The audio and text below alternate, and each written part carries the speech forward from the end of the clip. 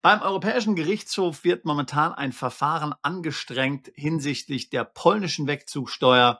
Und dieses dürfte möglicherweise auch für die deutsche Wegzugsteuer und hier vor allen Dingen die Stundung bei einem Wegzug innerhalb der Europäischen Union große und wichtige Konsequenzen haben. Details dazu wollen wir uns einmal in diesem Video näher anschauen.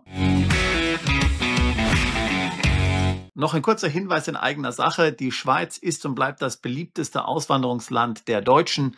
Über 20.000 Deutsche ziehen jedes Jahr in die Schweiz um. Die Gründe liegen auf der Hand. Die Hälfte bis ein Drittel der Steuern bezahlen, das Doppelte bis das Dreifache verdienen. In der Schweiz funktioniert es. Dort ist man gründlich, da ist es sauber, da ist es sicher. In der Schweiz gibt es eine starke Währung und die Schweiz ist nicht in der EU. Kein Wunder also, dass so viele deutsche Leistungsträger in die Schweiz umziehen wollen. Viele deutsche Unternehmer machen sich dann freilich Sorgen, was es mit der Wegzugsteuer hier auf sich hat, wenn man in die Schweiz umzieht. Dort gibt es aber positive Nachrichten. Mehr dazu werde ich in diesem Video erklären. Wenn auch du dich mit deinem Umzug in die Schweiz beschäftigst, dann lade ich dich ein zu unserem Auswandern in die Schweiz Seminar, das wir regelmäßig in Zürich veranstalten. Dort werden wir all die Themen behandeln, die mit dem Wegzug in die Schweiz zu tun haben. Unter anderem auch die Wegzugsteuer, die Entstrickungsbesteuerung, erweitert beschränkte Steuerpflicht, aber natürlich auch alle steuerlichen Aspekte, die in der Schweiz zu beachten sind. Welcher Kanton ist der günstigste? Welche Gemeinde ist die günstigste? Vermögensteuer in der Schweiz, aber natürlich auch Unternehmensgründung und Unternehmensbesteuerung. Das ist die richtige Aufenthaltsbewilligung. Wie komme ich am Ende an den Schweizer Pass? Das sind alles Dinge, um die es dort geht. Ein zweitägiges, intensives Seminar. Ich werde dort sein,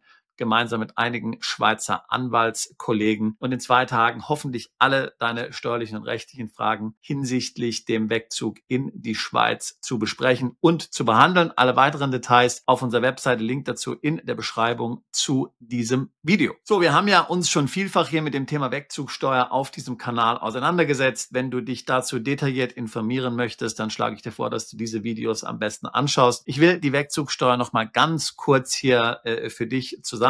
Die Wegzugsteuer wird immer dann fällig, wenn du zumindest 1% an inländischen oder ausländischen Kapitalgesellschaften beteiligt bist. Personengesellschaften wie zum Beispiel GmbH und Co. KGs sind nicht von der Wegzugsteuer betroffen, aber bist du an einer solchen Kapitalgesellschaft beteiligt, dann wird bei deinem Wegzug bei Aufgabe der unbeschränkten Steuerpflicht in Deutschland eine fiktive Veräußerung angenommen und du musst dann auf einen sogenannten fiktiven Veräußerungserlös Steuern bezahlen. Das kann ganz erheblich sein. Bei einer GmbH zum Beispiel, die 100.000 Euro Gewinn macht, können hier bis zu 400.000, 500.000 Euro Steuern fällig werden, wenn man der Bewertung des Finanzamtes folgt. Es hat alles natürlich etwas mit dem Wert des Finanzamtes zu tun. Da gibt es einige legale Wege, wie man diese Wegzugsteuer vermeiden kann. Eine ist zum Beispiel, einen Unternehmerlohn anzusetzen. Das funktioniert aber natürlich nicht immer. Je größer das Unternehmen ist, je mehr Vermögen das Unternehmen hat und je weniger es mit der eigenen Dienstleistung letztlich zu tun hat, desto weniger funktioniert dieser Unternehmerlohn. Man kann dann auch noch die Gesellschaft in eine GmbH und Co. KG umwandeln oder sie in eine solche einbringen. Also wie gesagt, da gibt es verschiedene Möglichkeiten. Was es nicht mehr gibt, was es aber bis 2022 gab, ist in ein EU-Land umzuziehen und sich dann die Wegzugsteuer stunden zu lassen. Das war bis 2022 möglich. Das hat der deutsche Gesetzgeber dann letztlich beendet. Wer also vor 2022 zum Beispiel nach Österreich umgezogen ist oder nach Frankreich, der musste keine Wegzugsteuer bezahlen. Hat er dann zu einem späteren Zeitpunkt zum Beispiel sein deutsches Unternehmen verkauft, dann hat er eben einen gewissen Teil dieses Verkaufserlöses in Deutschland versteuern müssen und den Rest eben dann in Frankreich oder Österreich oder wo auch sonst er in der EU gewohnt hat oder hingezogen ist. Die österreichische Wegzugsteuer zum Beispiel, die hat immer noch dieses Feature. Das heißt, wenn du aus Österreich wegziehst in ein EU-Land, dann wird die Wegzugsteuer gestundet. Deutschland hatte in dieser Sache schon früher verloren vor dem Europäischen Gerichtshof und hat dann im Grunde genommen die Stundung eingeführt. Und im Grunde genommen ist ja auch die Stundung das Einzige, was logisch Sinn macht, wenn man sich die Gleichbehandlung innerhalb der EU anschaut. Denn momentan ist es ja so, wenn du von Hamburg nach Frankfurt zum Beispiel umziehst, dann wird keine Wegzugsteuer fällig. Ziehst du aber von Hamburg nach Paris um, dann würde Wegzugsteuer fällig werden. Und das ist natürlich völlig gegen den Gleichbehandlungsgrundsatz der EU. Hier wird ja die Personenfreizügigkeit dann ganz enorm eingeschränkt. Denn de facto bedeutet das, wenn ich die Wegzugsteuer nicht eliminieren kann, bin ich ja möglicherweise nicht in der Lage, dann nach Paris zum Beispiel umzusiedeln, was ja komplett gegen den europäischen Freiheitsgedanken und komplett gegen den Gedanken der Personenfreizügigkeit innerhalb der Europäischen Union verstößt. Viele Experten sind sich ja daher sicher, dass diese Änderung aus 2022 irgendwann wieder gekippt wird. Es gab ja letztes Jahr 2024 schon ein Urteil vom BfH, vom Bundesfinanzhof, dem höchsten deutschen Finanzgericht. Dort ging es um einen Wegzug in die Schweiz. Das ist natürlich jetzt außerhalb der EU, aber die Schweiz hatte eine gewisse Gleichstellung über die bilateralen Verträge und schon damals, das sogenannte Wächtler-Urteil, schon damals wurde entschieden, dass man beim Wegzug in die Schweiz eine zinslose, unbefristete Stundung gewähren muss seitens der deutschen Behörden, wenn auch möglicherweise mit Sicherheitsleistung. Schon damals sind viele Experten davon ausgegangen und ich übrigens auch, dass jetzt die Wegzugsteuer in der aktuellen Version kippen wird und die zinslose unbegrenzte Stundung wieder eingeführt wird. Aber leider ist es nicht dazu gekommen. Die Bundesregierung bewegt sich hier nicht vom Fleck. Deswegen interessanterweise mal hier ein Angriff von ganz anderer Stelle, der aber eben auch für die deutsche Wegzugsteuer sehr relevant sein wird. Es geht nämlich um Polen, ist ebenfalls ein Land, was eine Wegzugsteuer hat. Sagen wir jetzt einfach mal, um es einfach zu halten, diese ist ähnlich wie die deutsche Wegzugsteuer, auch wenn es natürlich tatsächlich Unterschiede gibt. Was ist nun hier passiert in Polen? Um was geht es hier genau? Mit Ersuchen vom 29.05.2025, so schreibt ein Blog, hat nun das erstinstanzliche polnische Verwaltungsgericht dem EuGH Fragen zur Vereinbarkeit der polnischen Wegzugsbesteuerung mit den EU-Grundfreiheiten und dem allgemeinen Freizügigkeitsrecht zur Vorabentscheidung vorgelegt. Das Verfahren betrifft einen italienisch-amerikanischen Staatsbürger, der 2023 in Polen steueransässig wurde und zu diesem Zeitpunkt sehr werthaltige Aktien verschiedener Gesellschaften hielt, aber auch einige wertmindernde Vermögensgegenstände. Im Hinblick auf einen für 2028 geplanten Wegzug nach Deutschland stellte die Person den zuständigen Behörden mehrere Fragen zur steuerlichen Behandlung des Wegzuges. Zugleich legte die Person ihre eigene Rechtsauffassung zu den Fragen vor.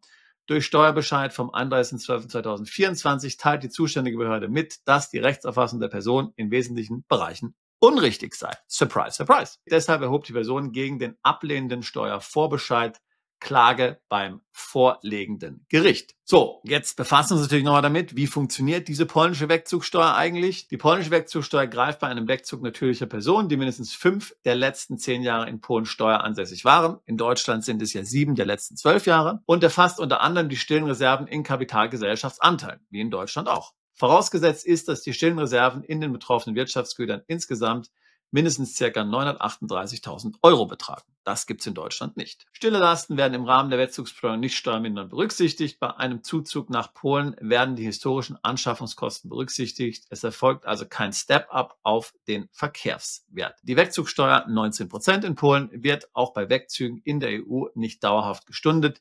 Es besteht lediglich die Möglichkeit der Ratenzahlung über längstens 5 Jahre zu beantragen. Ähnlich wie in Deutschland, da sind es 7 Jahre, die man hier zur Ratenzahlung Zeit hat. Also, man kann sehen, dass diese polnische Wegzugsbesteuerung der deutschen sehr ähnlich ist und das ist natürlich wichtig, denn wird jetzt hier der EuGH entscheiden, dass diese Wegzugsbesteuerung in Polen in der aktuellen Fassung rechtswidrig ist und nicht dem EU-Recht entspricht, dann sind die Chancen relativ groß, dass das Gleiche auch für die deutsche Wegzugsteuer gilt. Aber es geht noch weiter. Denn wie gesagt, die zweite Frage zielt ja darauf ab, ob im Rahmen der Wegzugsbesteuerung stille Lasten unberücksichtigt bleiben dürfen. Nach der umstrittenen Rechtsprechung des BfH, des Bundesfinanzhofes in Deutschland, soll genau das im deutschen Wegzugsteuerregime der Fall sein. Also auch hier entscheidet hier der EuGH möglicherweise anderweitig, hat das wiederum Konsequenzen für die deutsche Wegzugsteuer, nicht nur was die Stundung innerhalb der EU anbelangt. Wie das Ganze jetzt weitergeht, hängt natürlich auch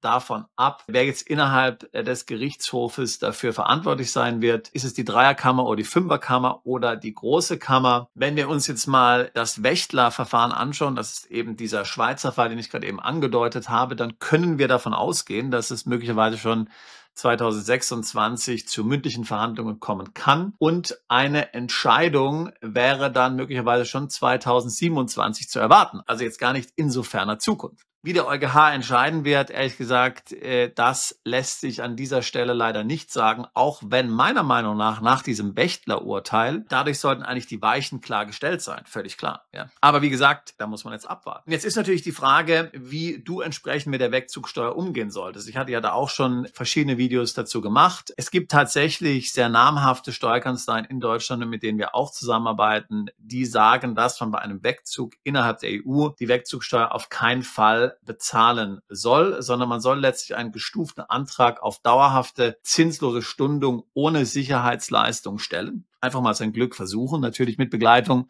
deines Steuerberaters, deines Steueranwaltes und dann natürlich auch die Energie haben, das Ganze notfalls durchzufechten. Die andere Alternative ist, und hier komme ich jetzt auf die Schweiz zu sprechen, wenn du jetzt natürlich in Länder umziehst, wo das Thema Wegzugsteuer vielleicht sowieso kein Thema ist, dann lässt sich es auch auf diese Art und Weise umgehen. Und hier ist eben das Beispiel die Schweiz. Wenn du in die Schweiz umziehst, gibt es die sogenannte überdachende Besteuerung. Diese sogenannte überdachende Besteuerung gibt Deutschland noch für 5 Jahre das Besteuerungsrecht an deutschen Einkünften. Das heißt also, für 5 Jahre ist letztlich die Wegzugsteuer erstmal auf Eis gelegt. Ja, das heißt, du kannst im Grunde sagen, ich ziehe erstmal temporär in die Schweiz um. Und aufgrund dieser überdachenden Besteuerung hat Deutschland dann ohnehin noch das Recht, 5 Jahre lang die Veräußerungserlöse aus einer deutschen GmbH zum Beispiel in Deutschland zu versteuern, entgegen dem, was eigentlich im DBA steht mit der Schweiz. Wie gesagt, da gibt es diese Sonderregel bei der überdachenden Besteuerung. Deutschland behält also das Recht letztlich, die Veräußerungserlöse zu besteuern und damit sollte eigentlich das Thema Wegzugsteuer dort nicht gegeben sein, jedenfalls für die ersten 5 Jahre nicht. Damit hast du schon mal 5 Jahre gewonnen. Das Ganze lässt sich danach ja dann sowieso noch ausdehnen. Du kannst ja dann ohnehin auch im Rahmen der Wegzugsteuer zusätzlich noch beantragen, dass du temporär wegziehst, dann allerdings nur mit Sicherheitsleistung.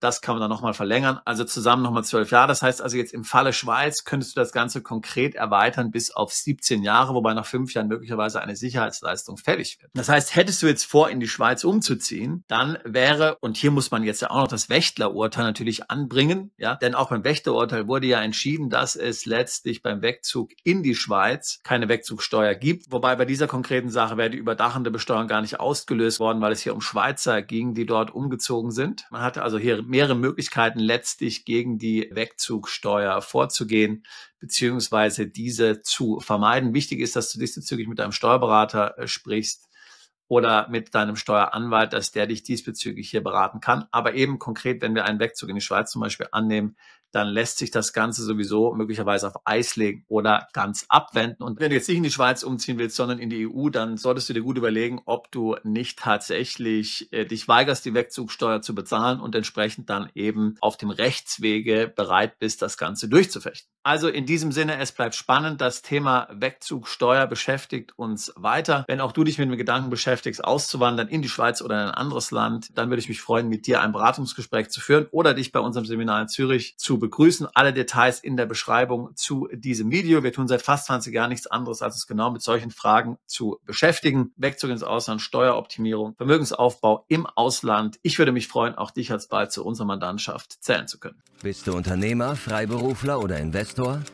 Zieht es dich schon lange ins Ausland? Mach heute den ersten konkreten Schritt in eine Zukunft mit mehr Geld und mehr Freiheit. Buche ein Beratungsgespräch mit Sebastian und seinen Kollegen. Unsere Kanzlei unterstützt Mandanten wie dich dabei, deine Steuerlast legal zu reduzieren, Vermögen aufzubauen und zu schützen und deine persönliche Freiheit zu maximieren. Profitiere jetzt von unserem Fachwissen und unserem Netzwerk. Gehe zu mandatierung.com und werde Mandant unserer Kanzlei.